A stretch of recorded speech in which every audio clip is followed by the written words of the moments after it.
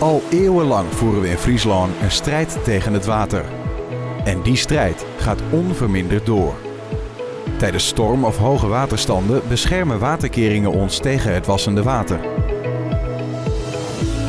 Maar ons klimaat verandert. Hele droge en natte perioden wisselen elkaar steeds sneller af. Daarom is het belangrijk om onze polderdijken te blijven controleren. Dus inspecteren we elk jaar de 3200 kilometer aan polderdijken in ons beheergebied. We zijn hier aan het kadeschouwen en het kadeschouwen houdt in dat we de kwaliteit van de kade inspecteren. We controleren de kaden om te voorkomen dat het water de achterliggende polders instroomt. Wij letten tijdens de kadeschouwen op de kwaliteit van de kering. Hoe is de kwaliteit van de oeverbescherming? Is de kering vrij van afval of andere materialen? En hoe goed zijn ze onderhouden door de eigenaar? Tijdens onze controle letten wij ook op de kwaliteit van de grasmaat. Goede grasmaat zorgt voor heel veel stevigheid van de kering en dus ook weer voor veiligheid.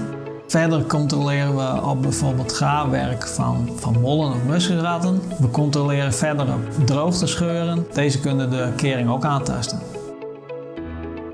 Tijdens deze controle doen we de inspectie lopend. We vullen al onze gegevens in op een iPad, waarna deze gegevens doorgezonden worden naar het hoofdkantoor. Onze rayonbeheerders en inspectiemedewerkers gaan met iPads op pad. Ze geven op een digitale kaart aan welke van de 3200 kilometer aan polderdijken in orde zijn en waar eventueel herstelwerkzaamheden nodig zijn. Als een polderdijk schade heeft, overleggen we eerst met de landeigenaar en herstellen hem dan.